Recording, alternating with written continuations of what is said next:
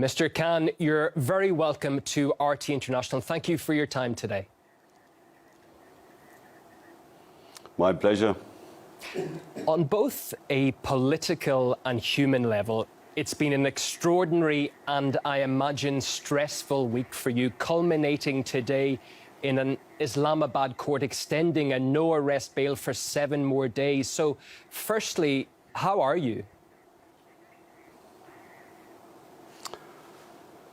Well, in some ways, it's the best of times, and some ways it's the worst of times. Why is it the best of times? Because since I left office 4 months back, never has there been such a public response for any political party as it is for my party today.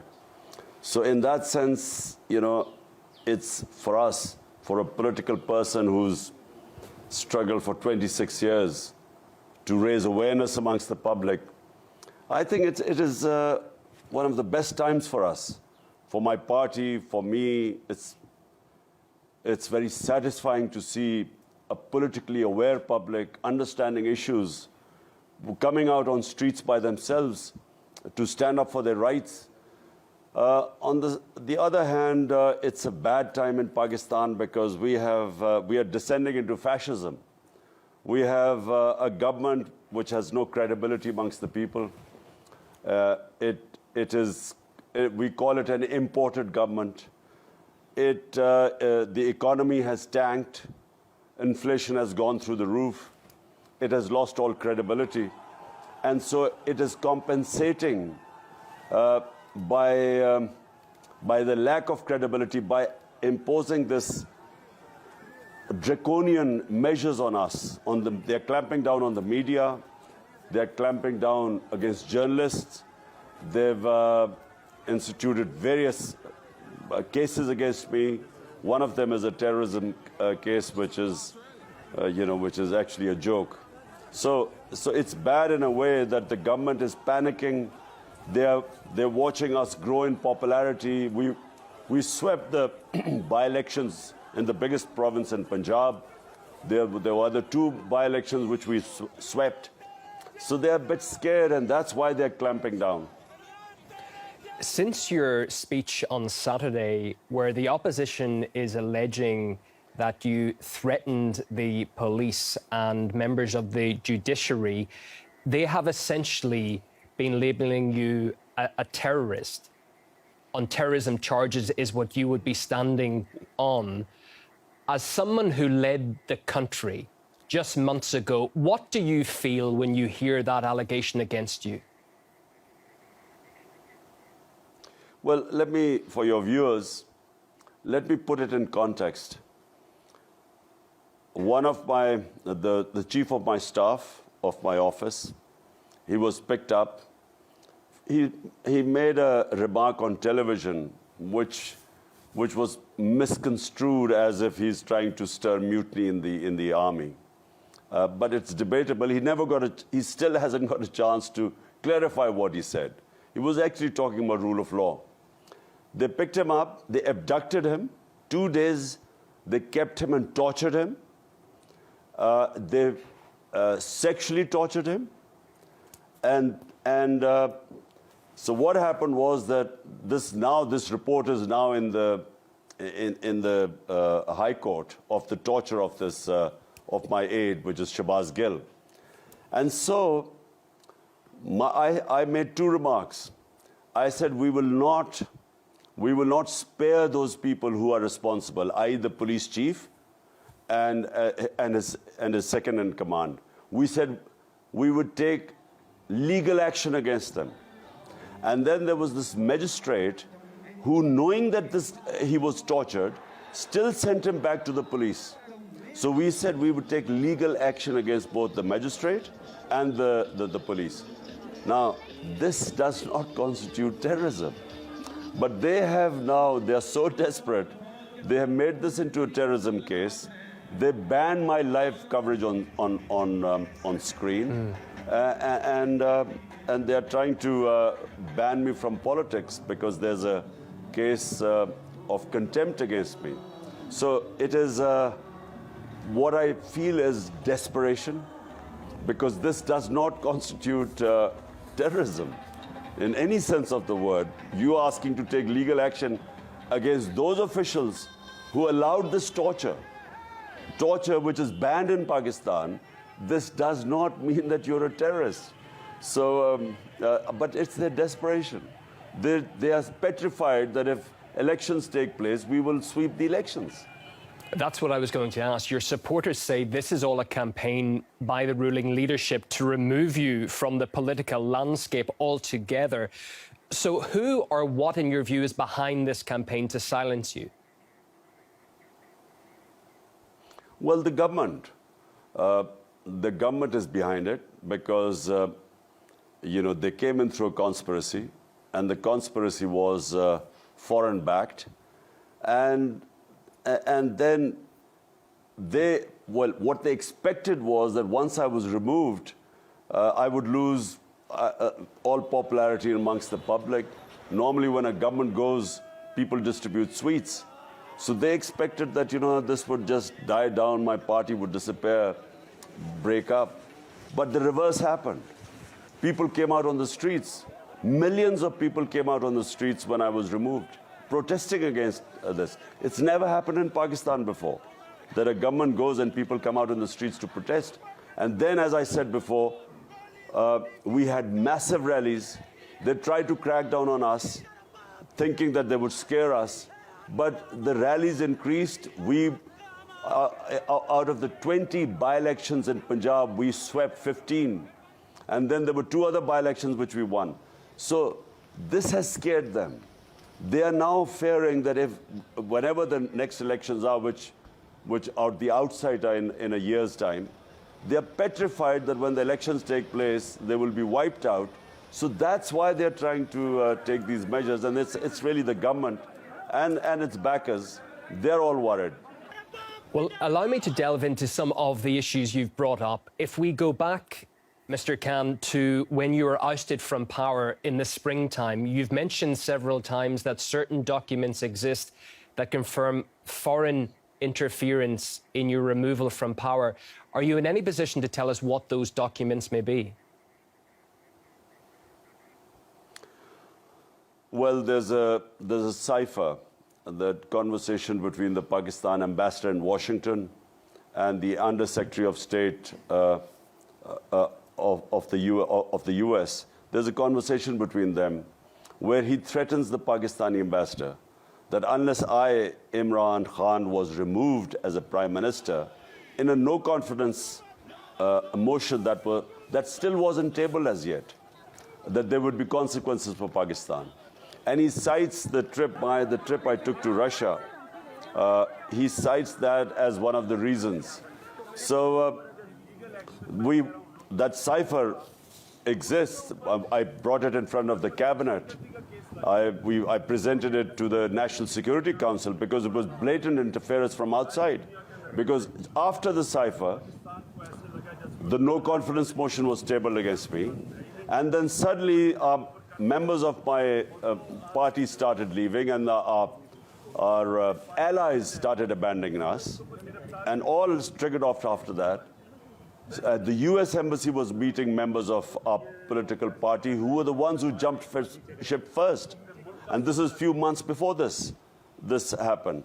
So the President of Pakistan has sent that cipher to the Chief Justice of Pakistan. And he's asked him to conduct an inquiry into this foreign interference, into this regime change.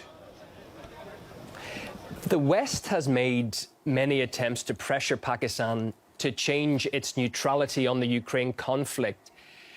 Why do you think that bothers them so much? Isn't one of the main pillars of Western democracy the right to determine a national path, so countries like Pakistan can make their own choices in their own national interests? Well, look, countries' foreign policy must be for the benefit of their own public. 220 million Pakistanis elected me. My priority had to be what is good for them. their benefit, their rights, their interests. That has to be my priority. And so when I took the trip to Russia, and this was all the stakeholders were on board, the idea was that we would improve our relationship with Russia, and we would, we have trading links with Russia. We want to improve the trading links. We had already, there was a pipeline, a gas pipeline was being planned 5-6 years back before I came to power. So we wanted to cement that contract, and then we wanted to buy cheaper oil from Russia, as well as wheat, because we have to buy about 2 million tons of wheat. There's a shortage in Pakistan.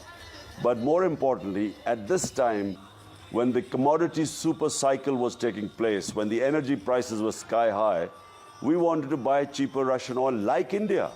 India is buying 30 to 40% discount rate oil from Russia. So we wanted to do the same, because 100 million Pakistanis are vulnerable. 50 million below the poverty line, 50 million just above the poverty line. So when the prices go up, when inflation bites in Western countries, they just have a drop in their standard of living. In our country, people go below the poverty line. They can't have 2 square meals a day. So my interest was the people of Pakistan. And obviously this didn't go down well. Well, just a couple more points on that. Western countries are trying to isolate Moscow and make it a pariah. But the outcomes, I would suggest, are pretty negative for everyone involved when you sanction a country like Russia. The energy crisis in Europe now proves the point. Is that fair towards Russia? And why does the West attempt to drag Pakistan into this? You see, the problem, developing countries like ours, the problems we face, the biggest problem is that Western countries expect their problems to become our problems.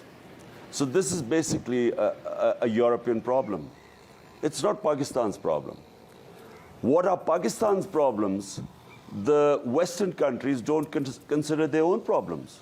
So for instance, there is a conflict between Pakistan and India about Kashmir. Since 1948, there's a UN Security Council resolution which makes Kashmir a disputed territory between Pakistan and India. And the people of Kashmir, through a plebiscite, were supposed to decide whether they wanted to be with India or Pakistan. And in the last 30 years, 100,000 Kashmiris have died in this struggle for independence. So whenever we go to world forums or we talk to the Western country leaders, we talked about what's happening in Kashmir, human rights abuses. India has taken away the statehood of Kashmir in 2019 August, and unconstitutionally, illegally, yet no one responds to this. No one thinks of sanctioning India, no one thinks of condemning India. Yet when this is a European conflict, forget about the morality of the conflict. But the fact is, it is not Pakistan's conflict. Yet they want us to take a position on this and condemn Russia. My point is that condemning Russia, you have to have the luxury to condemn countries on moral issues. We don't have that luxury. Condemning countries can cost our people a lot. It can push people below the poverty line. Therefore, we want the luxury to be neutral. And that's what we want, I think, and that's what India did.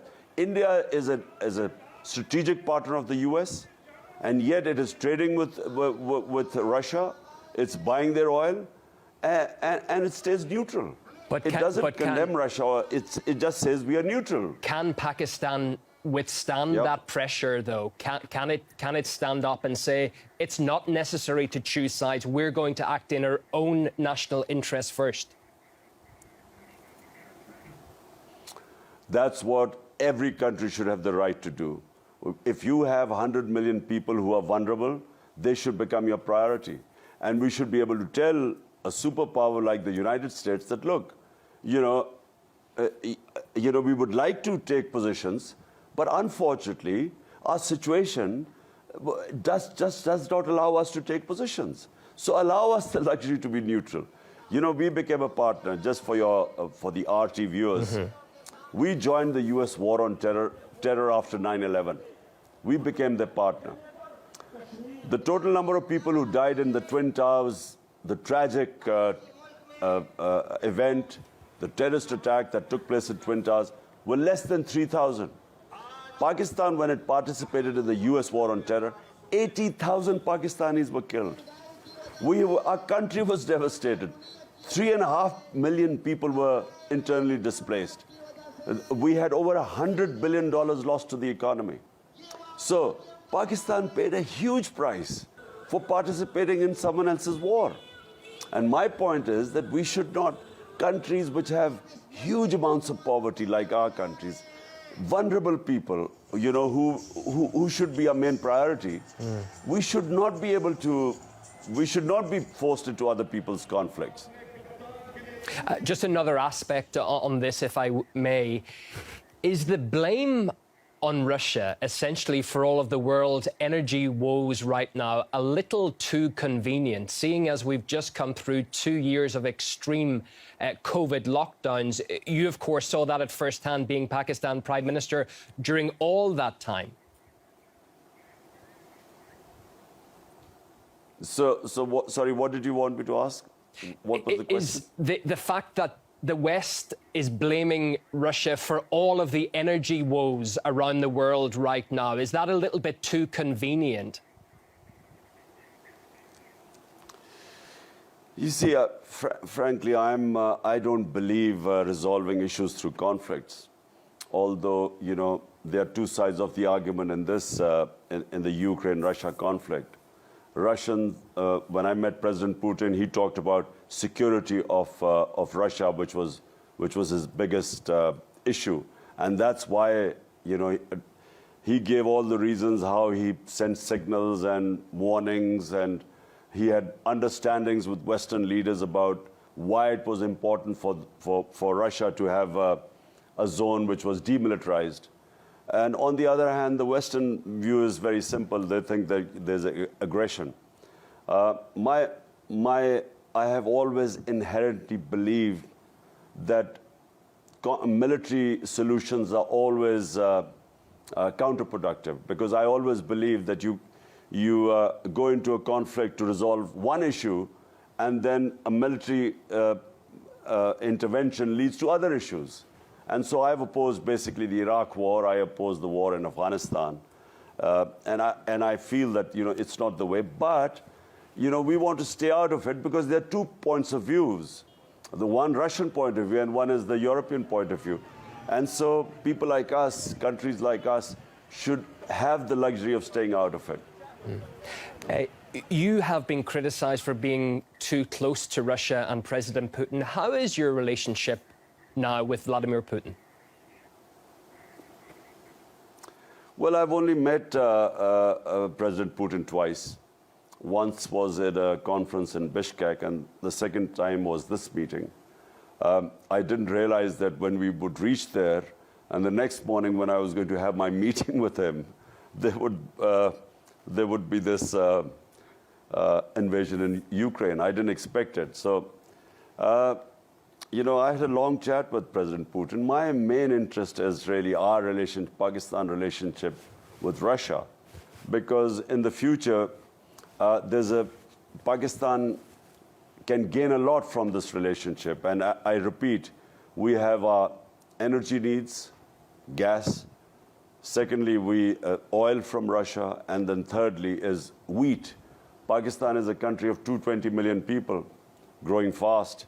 And we have this shortage of wheat, which is, you know, as you know, is essential for basic staple diet of our population. So, you know, my whole idea was cementing our relationship in these terms, in trading terms, mutually beneficial for both. Okay.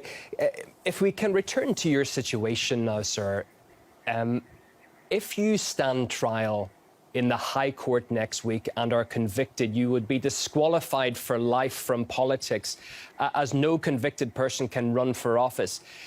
But is going to court something you will have to do at some stage if you want to become Prime Minister again? Look, you know, I don't know how the court is going to do this.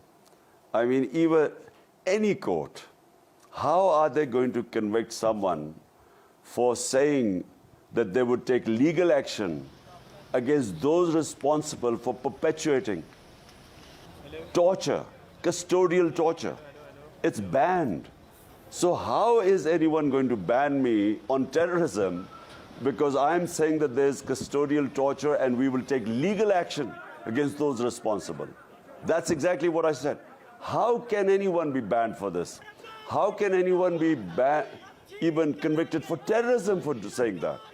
So it's, I don't know what they will.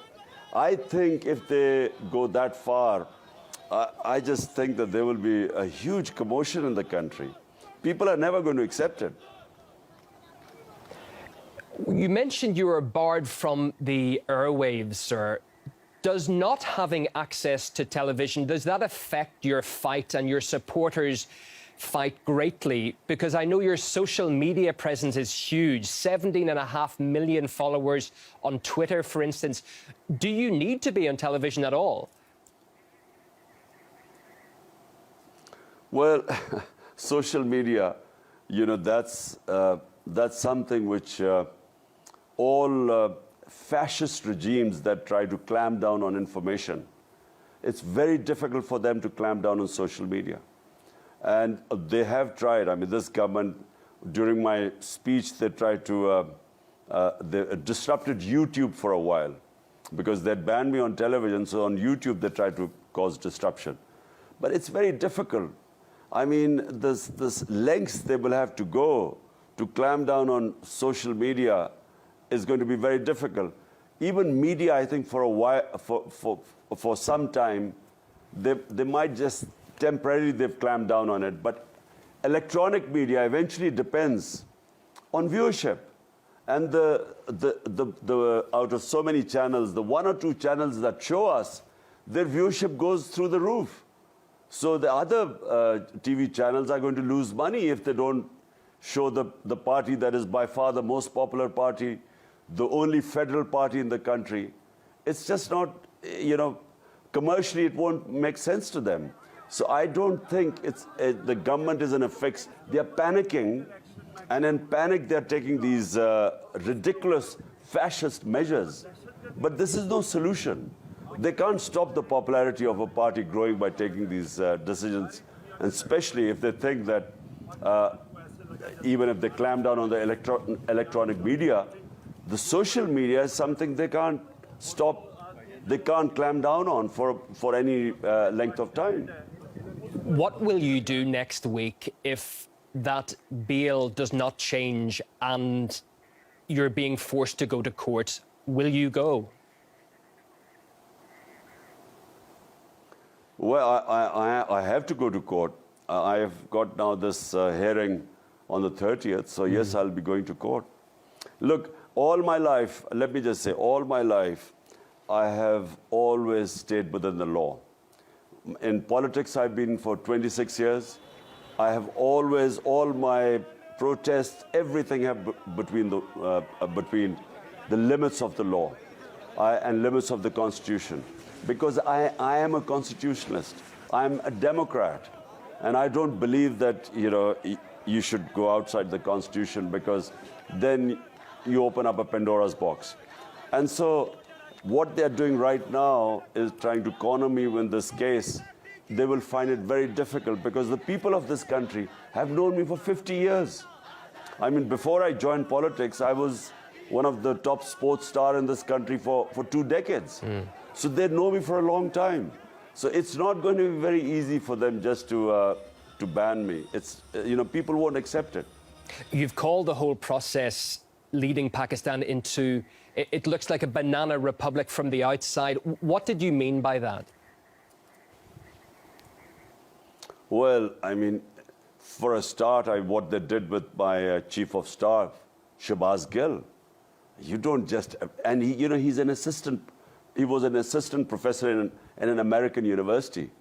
So he was just picked up, abducted, and tortured and then sexually abused. So this, I mean, doesn't happen in civilized societies. But the worst thing is that, when I wanted to have legal proceedings against the police and those who were responsible, they then slapped this terrorism case on me. This doesn't happen in a civilized society. So that's what I meant by a banana republic. We're descending. These guys, this government of crooks, by the way, 60% of the government is on bail, on corruption charges. So they are so desperate that they are taking all these measures, which is taking Pakistan and making it into a banana republic. But are you not concerned that the amount of your followers on the streets constantly is going to make that situation worse? Look, I mean, if they take a ridiculous step, how would I know what the followers would react? But all I know is that the night they were going to come to arrest me, thousands of people just appeared outside my house and surrounded my house. And not just there, in cities, thousands of people just came out on the streets. So, because they know, I mean, the people know what is going on. The level of political awareness is so much because of social media, because of the mobile phone. Everyone knows what's going on. So the response was immediate. The moment my arrest warrants came out, the response just was immediate in the streets. So, if they go the same direction, I can't say what will happen, but I feel that there will be immense, huge, unprecedented street protests. And do you think that the current government is going to try something else to clamp down on your supporters, to silence those people? Well, they already have, on 25th May when we were conducting a peaceful protest. I mean, the sort of clampdown, they put thousands of people in jail. They raided people's houses at night. It's never happened before. It was like as if we were terrorists. It was a peaceful protest. And when I was in government 3.5 years, there were 3 times they were sort of sitting in Islamabad against my government. We never stopped anyone. We never charged any people. We never put people in jails. But this government, on 25th of May, which was a black day for us, they really, they injured people. 2 people died. So many people got injured. And they put people in jail. It was a proper clampdown. So that's desperation. And just finally, because you've been very good with your time, how do you see this playing out? By what you've been saying, you're not going to stand down. From the uptick in the opposition's reaction, they don't look as if they're going to. Sir, how does this play out in your opinion? There is only one solution. At the moment, our economy has gone down.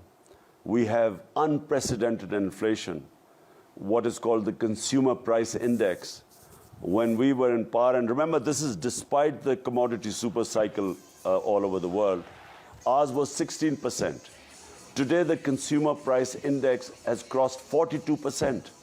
So inflation has gone through the roof. People are hurting. The electricity prices, when the electricity bills came, there are protests going all over Pakistan. People can't afford electricity. It's again more than doubled since we left. In 4 months, it's more than doubled. So the inflation has hit the sky. Economy is tanking. Our exports are going down. There's unemployment now because the industries are closing because of these heavy costs and unpredictability. So the only solution where Pakistan is today are free and fair elections. Nothing else is going to resolve this problem. There's political instability in Pakistan, which means that the economy won't stabilize. Economic stability depends on political stability. And right now, our economy is tanking. There's no one knows what's going to happen in the 1 month, 2 months from now. Okay. And so the only solution, as I repeat, is only solution to get political stability are free and fair elections. Well, we thank you greatly for coming on RT International and sharing your views with us today.